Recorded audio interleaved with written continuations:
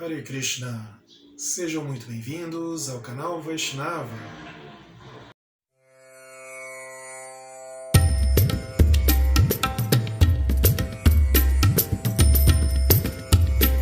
Haribol, muito bem-vindos a mais um vídeo do nosso curso de Introdução à Cultura Védica Vaishnava. Eu sou Adbhuta Narasimha Hari, discípulo de Sua Santidade Jayapataka Swami.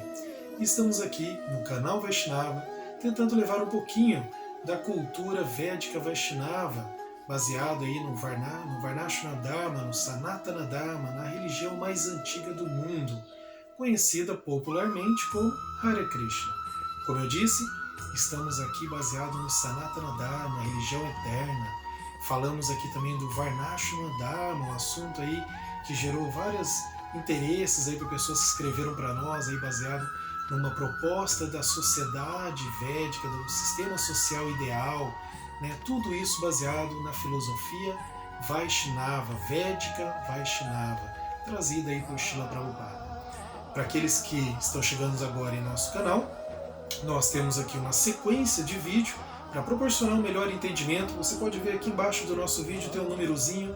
Esse número aí justamente é para que você possa seguir a sequência aí de conhecimento, de ensinamento que estamos passando aqui, que é baseado em uma apostila que eu preparei há muitos anos atrás num curso presencial com esse mesmo nome, Introdução à Cultura Védica Vaishnava.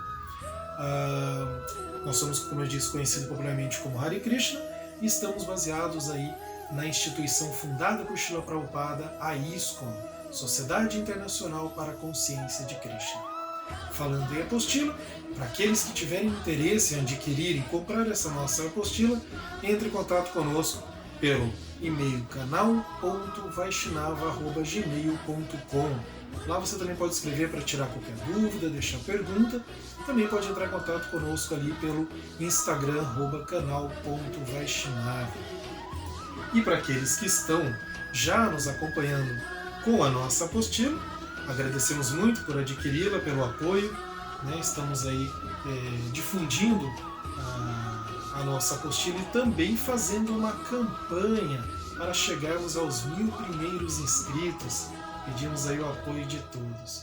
Bem, como eu disse, para aqueles que estão acompanhando a nossa apostila, nós estamos no capítulo 5, no último capítulo da apostila então, no tópico hoje 8, intitulado Deveres iguais para a vida de casado, que é o Grihasta, e o monge, Brahmachari ou Sannyasi. Esse é o tópico aí, o título, né, do tópico 8 da nossa apostila.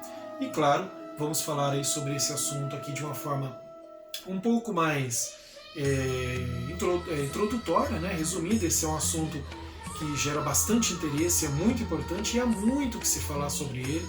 Temos vários livros de Prabhupada, as explicações, mas eu vou começar aqui pegando um verso do Bhagavad Gita, o Bhagavad Gita, como ele é, de Srila Prabhupada, que é o livro aí, que a revelação é Krishna, próprio Krishna, suprema personalidade de Deus, falando com Arjuna. Então esse livro aí que é reconhecido por estudiosos no mundo inteiro como não só um livro sagrado dessa religião, mas uma referência para o conhecimento da cultura védica Vaishnava, um conhecimento daquilo que é popularmente chamado de hinduísmo, né? Então é uma base realmente. Porém, antes de ler, antes de começar o tópico, eu quero falar um pouquinho sobre o Bhagavad Gita. Nós até vamos fazer um vídeo mais à frente, se aprofundando nesse tópico, mas é o seguinte, quando nós citamos aqui o Bhagavad Gita, nós nos referimos ao Bhagavad Gita como ele é. É o Bhagavad Gita original. O Bhagavad Gita se chama Bhagavad Gita, que significa a canção do Supremo, a canção de Deus, as palavras de Deus. Porém, o Bhagavad Gita, que é um livro aí que foi, né, falado por Krishna e registrado há mais de 5.000 anos atrás, ou para ser mais exato aí, mais de 5.200 anos atrás, segundo alguns estudiosos, esse livro, ele por quase 5.000 anos mesmo, ou mais, não se tinha esse conhecimento dele no Ocidente. E só existia ele no original, que é em sânscrito, também a língua mais antiga do mundo, segundo já comprovado por muitos linguistas, né? O problema é que Por um certo período, em especial o período em que a Inglaterra esteve lá dominando a Índia, houve ali por alguns motivos, a gente já falou um pouco disso em outros vídeos, por alguns motivos ali até propositais, de denegrir essa cultura, essa religião, e outros foi de forma não proposital, mas acabaram fazendo ali traduções e interpretações erradas e equivocadas do Bhagavad Gita. Erradas sem saber, equivocadas às vezes sem saber, mas às vezes proposital também. Fato é que, para estudar realmente o Bhagavad Gita original, por isso que Prabhupada fez essa tradução e escreveu e pôs um subtítulo, como ele é, o Bhagavad Gita como ele é, ou seja, original. Então no Bhagavad Gita original você tem o sânscrito, escrito em Devanagari, que é a escrita diferente, né, da escrita latina, etc. e tal. Tem a tradução, a transliteração para, né, a escrita tradicional e ocidental, hoje no mundo inteiro. A tradução palavra por palavra, no caso para o português, inicialmente o Prabhupada fez para o inglês, né, e depois traduzido para quase todas as línguas, né, mas tem no português brasileiro. E finalmente o verso traduzido, totalmente como a gente vai ler hoje aqui, um verso. Então, esse Bhagavad Gita é que você deve buscar para ler, o Bhagavad Gita como ele é, tá? Traduzido e comentado por Sua Divina Graça A.C. Bhaktivedanta Swami Prabhupada. Vamos tentar buscar uma imagem dele para colocar aqui ao lado. Lembrando que esse livro, então, essa versão autorizada, autêntica do Bhagavad Gita, é editada única e exclusivamente pela BBT, a editora BBT, Bhaktivedanta Book Trust, né? A editora aí que pertence à ISKCON, né? Que foi fundada também por Srila Prabhupada. Então esse livro e essa versão reconhecida no mundo inteiro, né? Então isso se faz muito importante, essa afirmação aqui, porque em muitos vídeos a gente cita o Bhagavad Gita e vez ou outra eu gosto de lembrar a todos que estão acompanhando o nosso canal aí de qual Bhagavad Gita você deve buscar. Pois bem, no tópico de hoje então, falando um assunto aí bem específico, né, de como que se dá aí a vida do Vaishnava, seja ele um monge ou não, nós vamos começar justamente citando um verso do Bhagavad Gita. O verso do capítulo 4, verso 26. Então, capítulo 4, 26, Bhagavad Gita 4, 26. O verso em sânscrito, o original, diz assim, fala assim. O sânscrito ele é entoado, né? Shrotradinindriyani anye samyamagnyushu juvati shabdadin vishayamanya indriyagnyushu juvati. Agora a tradução deste verso conforme Srila Prabhupada, né? Traduzindo do original. Alguns, por exemplo, os brahmacharis controlados, os monges, ok? Para aqueles que não estão habituados ao termo, brahmachari aqui é um monge celibatário, estudante monge celibatário.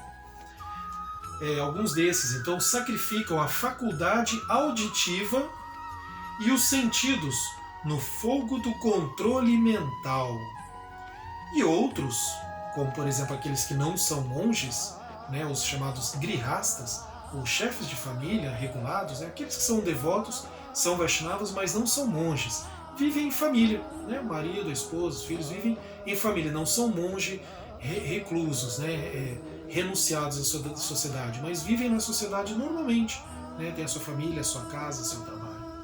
Esses, por exemplo, sacrificam os objetos dos sentidos no fogo dos sentidos. Então, novamente, como se fala esse verso, alguns, os brahmacharis controlados, monges, sacrificam a faculdade auditiva e os sentidos no fogo do controle mental. E outros, chefes de famílias, grihastas, né, regulados, que seguem as prescrições védicas, sacrificam os objetos dos sentidos no fogo dos sentidos.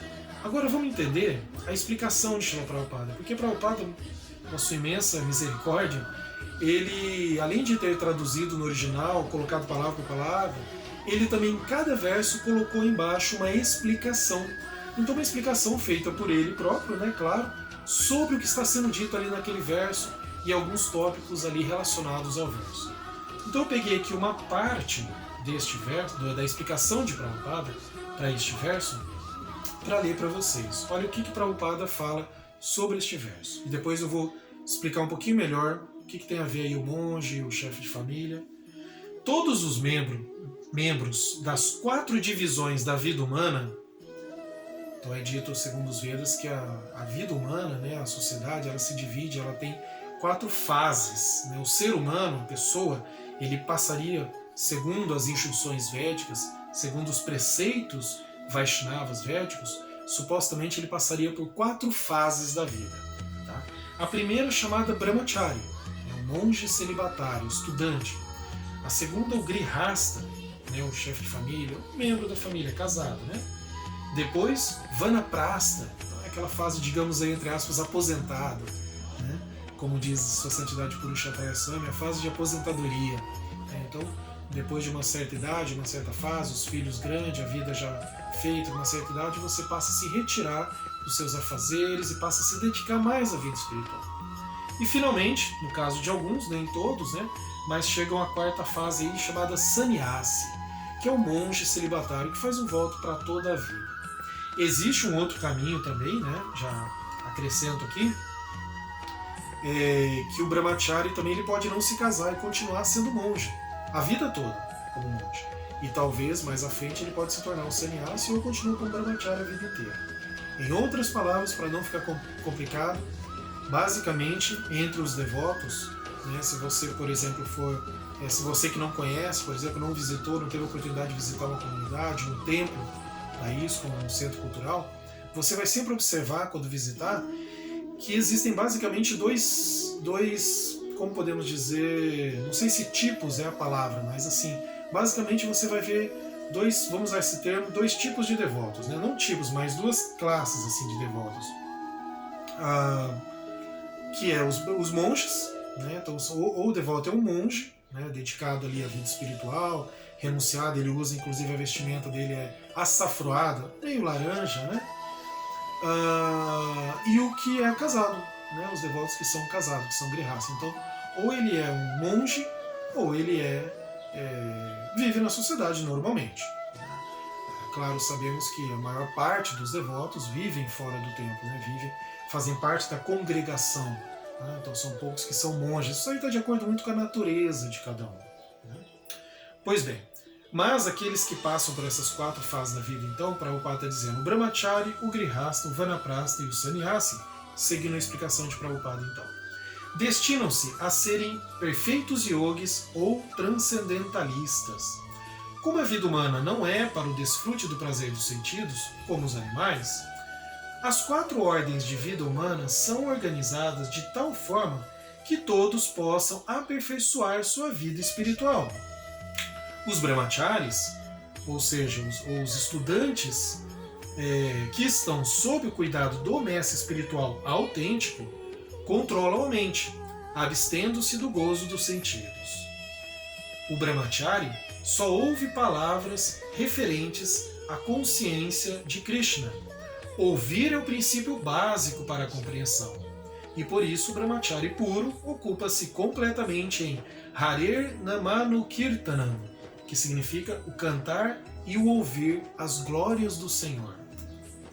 Ele se poupa das vibrações de sons materiais e ocupa-se em ouvir a vibração sonora transcendental de Hare Krishna, Krishna Krishna, Hare Hare, Hare Rama, Rama Rama, Hare Hare. Igualmente, os chefes de família, ou seja, as pessoas casadas, homem e mulher casada, que têm uma certa licença para o gozo dos sentidos, executam esses atos com muita restrição. Vida sexual, intoxicação, consumo de carne são tendências gerais da sociedade humana. Mas o chefe de família regulado, né, ou seja, o Vaishnava, não se entrega à vida sexual irrestrita e a outros prazeres dos sentidos. Por isso, o casamento, baseado nos princípios da vida religiosa, é vigente em toda a sociedade humana civilizada, porque ele é o caminho para a vida sexual restrita. Esta vida sexual restrita e desapegada é também uma espécie de yajna, ou seja, uma espécie de sacrifício, né? Pois o chefe de família restrito sacrifica sua tendência geral de prazer dos sentidos em prol de uma vida transcendental mais elevada. Então esse é um tópico que Prabhupada vai desenvolver mais, os devotos costumam explicar um pouco mais a respeito disso, o que significa essa vida sexual, a sexualidade, né, dentro do Vaishnavismo, da vida de casado, né, entre aqueles que pretendem formar família, evidentemente, né, terem filhos. Então como que se dá isso? E o que significa, por exemplo, um dos votos que é feito na iniciação, e temos um vídeo lá atrás falando sobre os votos vitalícios que os devotos fazem quando pretendem ser iniciados, né, fazer parte dessa corrente discipular, né, essa corrente de sucessão discipular, Parampara. Um dos votos é a não prática de sexo ilícito, que é um pouco diferente da prática de sexo, né? Tipo assim, essa questão ela é complicada de explicar em poucas palavras, requer aí um aprofundamento melhor num vídeo específico sobre isso que faremos mais adiante, mas falando de forma básica, é diferente a relação de marido e esposa, né, da relação sexual irrestrita que gera, né, filhos indesejados, por exemplo, que gera doenças, desprezos entre pessoas, né, assim, todo tipo de relacionamento ruim, né, exploração sexual, por exemplo, e tantas outras coisas. Então se faz muito diferente aquela relação que existe entre um marido e uma esposa casados em cerimônia de fogo, por exemplo. Eu estou falando dos Vaishnavas, tá? Estou falando da vida de um devoto, de um Hare Krishna, de um devoto Vaishnava, com o objetivo de gerar filhos, né? Ou mesmo ali no relacionamento amoroso e respeitoso entre os dois, existe, como o Prabhupada diz aqui, uma certa assim, liberação, né, desse tipo de relacionamento, diferente daquele que não faz assim simplesmente de forma exploratória, né, de forma assim, sem que acaba não tendo respeito, né? E claro, obviamente existe a outra parte, né, outro estilo de devoto, vamos chamar assim, talvez estilo aqui caiba melhor, que é o monge, né, o monge brahmachari, que esse obviamente não tem relações sexuais. Mas, né, dito isso, porém, todos os devotos, seja ele monge, seja ele em vida de casado, seja ele morando dentro do templo, dedicado à vida espiritual 100%, ou seja ele vivendo na congregação, na sociedade, todos seguem os mesmos princípios, com alguns casos como esse que eu falei agora da sexualidade, né, ali pontuados especificamente cada um, mas do resto todos seguem os mesmos princípios, os mesmos votos, seja casado, monge, homem ou mulher, todos seguem a mesma linha de raciocínio, a mesma linha de espiritualidade, os mesmos objetivos, o que é permitido ou não para um e para outro, é a mesma coisa, com raros casos de exceção. Talvez o único caso mais específico é justamente esse que eu disse aí do relacionamento sexual. Continuando aqui na nossa apostila, cada pessoa, então, né, nesse contexto, deve agir de acordo com a sua própria natureza e sempre aplicá-la em consciência de Krishna. Dessa forma, notamos que a cultura védica Vaishnava aplicada na ISKCON, os deveres, dessa forma notamos que na cultura védica Vaishnava aplicada na ISKCON, os deveres espirituais dos devotos são iguais em essência, né, que é o que eu acabei de falar, tanto para aquele que está em vida familiar, ou seja, casado, quanto para aquele que dedica 100% de seu tempo ao serviço do Senhor, ou seja, o monge, seja ele brahmachari ou sannyasi. Né? No que se refere às práticas espirituais, ambos buscam a mesma meta. Logo, ambos buscam e praticam o mesmo processo e se comprometem aos mesmos deveres, porém, cada qual com a sua natureza. Então, estou lendo aqui a parte que eu acabei de explicar para vocês, e essa questão de ser um monge ou não, como já foi dito aqui, depende não de graus de superioridade ou graus né, de elevação, na verdade está mais ligada à natureza de cada um. Há pessoas que têm essa natureza, essa propensão natural a serem monges, a serem renunciados. E outros que não têm essa natureza, por exemplo, serão casados para a vida inteira, também existe essa possibilidade, o grihasta é a vida inteira, ele sempre vai ser casado até o final da vida. E ainda existe aquele que segue aqueles 4 passos ali que nós falamos, né, as 4 fases da vida. Ele é estudante de brahmacharya, depois ele fica casado por um tempo, e de acordo ali com o relacionamento com a esposa e até a permissão de um para com o outro, ele tem a permissão ali, por exemplo, de passar a se dedicar, os dois passam a se dedicar juntos, né, à vida espiritual com o passar do tempo, e talvez no final da vida possam se dedicar até por um período da vida 100%. Ou ele pode não fazer isso, continuar casado a vida inteira, ou ser monge a vida inteira. Tudo isso está relacionado à natureza de cada um. Então isso é muito interessante na filosofia védica, porque ela trabalha muito com isso, a natureza de cada um. Você não vai deixar de lado a sua natureza. Você não vai, assim, rejeitar aquilo que está dentro de você, a sua natureza própria. Exemplo, falávamos aqui no início do Bhagavad Gita. Eu citei que o Bhagavad Gita é Krishna, a suprema personalidade de Deus, falando com Arjuna. Pois bem, para aqueles que já estão habituados, já sabem do que se trata, o contexto histórico em que é falado o Bhagavad Gita, ele se dá um pouquinho antes da guerra de Kurukshetra. Arjuna estava prestes ali a entrar num conflito. Num determinado momento, Arjuna resolve ver quem está do outro lado e ver que tem parentes e amigos que vão se degladiar, etc. Então, no momento ali, ele pensa em desistir. E é curioso porque Krishna está ali e vai instruir diretamente Arjuna, e em nenhum momento Krishna fala para Arjuna assim, algo como: ok, Arjuna, abandone tudo e torne-se um monge. Abandone tudo e dedique-se única e exclusivamente à vida espiritual. Vá viver nos Himalaias, deixe tudo isso aqui de lado. Ele não fala isso para Arjuna. Espantosamente, talvez para alguns, ele não fala isso para Arjuna. Ele fala para Arjuna: não, Arjuna, não desista. Levante-se e lute. Levante-se e lute, ele fala para Arjuna. Siga a sua natureza, faça o que você está aqui para fazer. Você é um guerreiro, você é um kshatriya, um guerreiro. Então lute, é o que você tem que fazer. Mas faça isso em consciência de mim, em consciência de Deus, em consciência da suprema personalidade de Deus. Faça isso em amor, faça isso para cumprir a sua obrigação. Ainda Krishna vai mais além em outros versos, quando ele diz que é muito melhor alguém que cumpra a sua obrigação, mesmo que imperfeitamente, do que tentar cumprir perfeitamente a obrigação de outros. Aí a gente pode lembrar também da natureza. Você tentar seguir perfeitamente ou supostamente perfeitamente algo que não é a sua natureza, aquilo não vai ser perfeito, é só uma ilusão, é só uma enganação. Né? Mas a sua natureza, mesmo que você não siga ela perfeitamente, mesmo que haja alguns obstáculos, alguns erros, ainda assim você está seguindo a sua natureza, mas a sua natureza é a inconsciência de Krishna.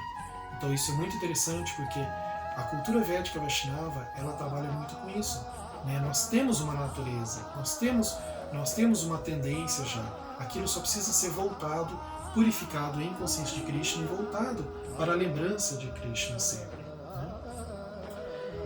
Continuando aqui, isso também se aplica quanto aos sexos, ou seja, homens ou mulheres.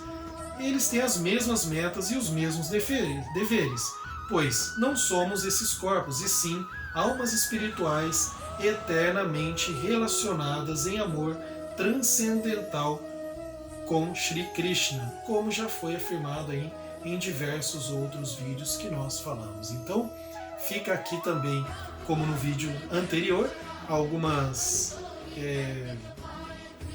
eu diria assim, algumas reflexões, né, jogado aí para vocês pensarem um pouquinho sobre isso, quanto é interessante a vida de um Vaishnava. Que seja ela como monge renunciado, seja ela em vida familiar, todos seguem o mesmo princípio, ou seja, todos podem alcançar a pureza da vida espiritual, o amor eterno com Deus ser revivido, desde que você siga a sua natureza, siga os princípios corretamente, siga o mestre espiritual, siga os princípios regulativos, né, e todas as práticas que nós já explicamos em vídeos anteriores. né? Seja, não é só então aquele que é o monge renunciado, mas também até mesmo uma vida, um devoto ou uma devota em vida familiar pode alcançar os níveis mais elevados. Aliás, temos na história do Vaishnavismo, do Gaudiya Vaishnavismo, vários exemplos de grandes Vaishnavas que alcançaram níveis de amor puro por Deus em diferentes estágios da vida, seja vida de casado, monge, Babaji, sannyasi, brahmachari, temos muitos exemplos. Bem, ficamos por aqui então em mais esse vídeo. Convidamos a todos vocês que desejam adquirir a nossa apostila a entrar em contato conosco pelo e-mail canal.vaishnava@gmail.com ou pelo Instagram @canal.vaishnava. Agradecemos a todos que estão nos apoiando, nos assistindo, fazendo doações, comprando nossa apostila, e peço aí novamente o apoio de todos para alcançarmos aí a nossa meta de 1000 inscritos no canal. Estamos quase lá, falta aí alguns inscritos. Peço a todos vocês que nos ajudem a divulgar esse canal. Se você não for inscrito, se inscreva, tenho certeza que você vai gostar. Muito obrigado. Hare Krishna, todas as glórias a Srila Prabhupada.